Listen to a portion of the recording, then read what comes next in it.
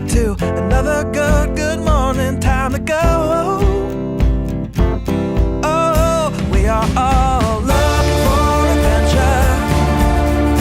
We are all looking for adventure. We are all. Welcome back to the 3x5 Live. Podcast. Jesse just said my hair's intense. It's because you have not cut it recently. It If you're on YouTube, I apologize for my intense hair. I'm sorry. I didn't mean for that to be aired. Anyway, on this podcast, we chat about wellness, productivity, mindset, and we're going to divert a little today. Last week, bit. I was a solo talking about my 50-mile race. Mm-hmm. And I mentioned that we were at one of our Airbnb short-term rental properties. And so people asked some questions about it. So we thought we'd kind of unpack why we got into that space, a little bit about that space. And if you don't know what STR stands for, it stands for short-term rental. Yeah. So a short-term rental is basically compared to a long-term rental is an Airbnb property, a VRBO property, direct booking. So basically anything like a vacation property. Yeah. Anything that's rented for a short amount of time. Yes. Not like a year-long lease. So we got into this space in 2019. Yeah, we're newbies, guys. Newbies. But we have learned a lot in the last few years, let me tell you. So why did we do it? Why did we get into starting to own some of these vacation properties? And it really kind of was driven out of, we did an episode, I don't know, 20, 30 episodes ago about minimalism. And we kind of were inspired a little bit by the FIRE movement, financially independent, retire early. X the retire early part. I don't like that. But financially independent. And one way to do that is through vacation properties. And the beautiful thing about vacation properties is we get to use them ourselves. Mm-hmm. So you have somebody else paying down your mortgage. You have somebody else providing cash flow. And then we still get to take the family and make it an experience and create memories. Mm-hmm. So when you talk about the passive income of that was a conversation that we'd been generating, with each other. What are some ways that we can invest or start to kind of create some passive income for us so that we can have a little bit more flexibility and financial freedom in our lives? And so we started to think about and ask ourselves, where is a space or where's some place that we would like to be, or that's someplace that's local enough that it's accessible. And we both kind of recognize, as much as we love the beach, that we were looking for something more with mountains and hiking. And with Bryan, he grew up mountain biking and we both love to hike. He loves to run, the idea of lakes and just fresh water. And so we started to look in the Poconos, which is about 2 hours from us in Pennsylvania. And at first we were kind of going into this blind. We didn't really know anybody who was in the short-term rental market at this point. We didn't really know I don't even know that I knew what STR was at that point. I knew that we had rented things on Airbnb. And so I knew that it was something that we could, mimic or look at. Right. But we went into it just kind of with, our eyes open and that open mind to try to learn as much as we possibly can. So our first property that we bought in the Poconos, we stumbled upon it. It was very serendipitous, I feel like, when we were up there kind of looking around the area. We were staying in this little lake community, and I had reached out to a realtor just to ask if there was any land actually at that point, because we were just looking for some land to kind of. Wait. She just didn't reach out. She put her phone number into Zillow. Who does that? I did. She did it, and I screamed at her immediately, and her phone rang literally. It was instantaneously. 30 seconds later, and the realtor that called her, now we're super close with. We bought another home from her. Yeah. So yeah, anyway. He was really mad at me that I did that. I did get 100 phone calls from realtors. So I don't know if that's the best way to go about it. But when we were up there, this house had just come on the market. I think it was on there for 3 days, and it was a lakefront property that needed a ton of work. And our first house, our house in Westchester that we live in now, was a fixer upper. I mean, from top to bottom. So Bryan and I, we kind of had that experience. It was pre-kids, so we had a little bit more time to fix up a fixer upper, but we weren't scared of what we saw in this property. And so we put an offer on it much lower than they were asking, and they actually accepted our offer. And then we kind of were it was right before COVID hit, and then COVID hit, and it gave us the flexibility to, everything was kind of on pause. So we were up there, blood, sweat, tears, getting the house ready for this Airbnb process. And I thought that for our time today, it would be really helpful to just give you some things that we learned. If this is a conversation you've ever had, you've ever thought about, you stayed in an Airbnb, you were like, oh, what would this entail? I thought we could kind of move through that with you. So We did, and I want to talk about the two different types of properties that we've actually experienced. Our first property was what we call a fixer-upper. And so having a vision and recognizing that it's going to be a lot of work, but you can get your return on dollar is sometimes a lot better because you're buying it at a cheaper price. And then you're fixing it up in a way that's pretty cost effective. But you're still renting it for the same price that you would if it was like a turnkey house. And so the profitability there is a little bit higher. Yep. The other type of property, which our second properties that we bought were in Florida. These properties were what we called turnkey. And the magical part about that was we literally signed our mortgages. It's two properties that back up to each other. And that same month, we made our mortgage back in rentals because it was an already functioning Airbnb. We basically bought it fully furnished, fully stocked, and the calendar was already booked. Yeah, so you're basically buying a business. You are. It was Yeah. a lot more expensive in the get-go to do, like, because we were buying basically a book of business. So it was more expensive at the start, but it was way less stressful, and we immediately started making money. So I wanted to give you both of those kind of pictures because that's the type of that's kind of two areas that you could look at. You could look in the market of like you're buying something to fix it up and to make it your own, which is going to cost money and time. And then you're also could have it as, a turnkey where you're going to immediately be able to make profit from that. Yeah, exactly. And it's like you said, two different experiences. But you get equity when you do fix it up. Mm-hmm. So how do you want to find that property? So there's two avenues here. Somewhere you love to go, and then you can kind of check out the numbers to see if it works.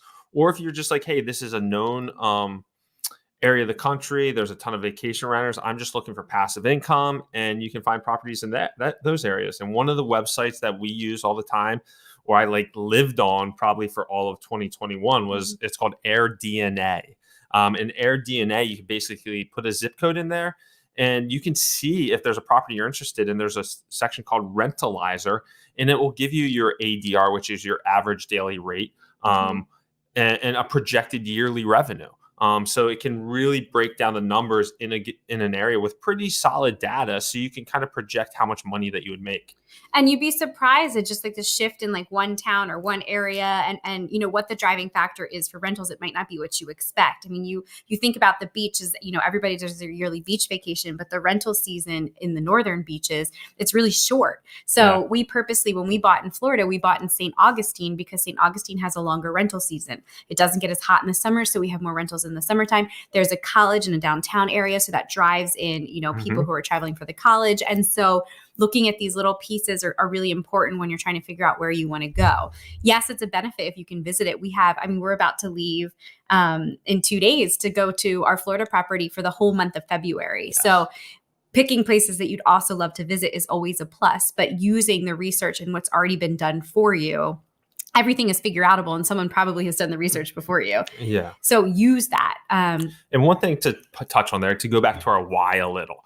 One of our whys was family travel and adventure. And I kind of like visiting each one of the properties every 4 or 5 months. Mm-hmm. So we're up to 4 properties now. And that just kind of forces us to go away every few months, and it forces this family travel to go check on the properties, fix things up, this and that, which is a really neat component to this space. Because if you have a long-term rental or you have an apartment building, that can be lucrative, but it's not like you're ever going to sleep there or utilize it. And it also gives you, it's like it trains your brain to like allow yourself permission to go places. Because in my head, like if we book a vacation even somewhere else and someone's booked one of our properties or 2 of our properties that same week, it pays for our vacation to go somewhere else because you're gaining income while you're traveling, which is like, it's been such a mind game, but it's allowed us to kind of let go of that, like, I don't know, not guilt, but like, oh my gosh, are we spending too much on this vacation? Or it has increased our travel tenfold, and our kids have been involved in it. It's been a family affair. We were just up at our newest property trying to get that one ready this past weekend. And our kids, like my daughter Hadley was helping me decorate, and my son was helping Brian with some of the electrical and hanging the shelves, and it just felt like they're part of it. They see the vision, they love to do it. And it just feels like, I don't know, really special that we get to share these like projects and these family experiences with them. Yeah. So let's dive into management a little. So you have self-management, and then you have property managers that will manage it for you.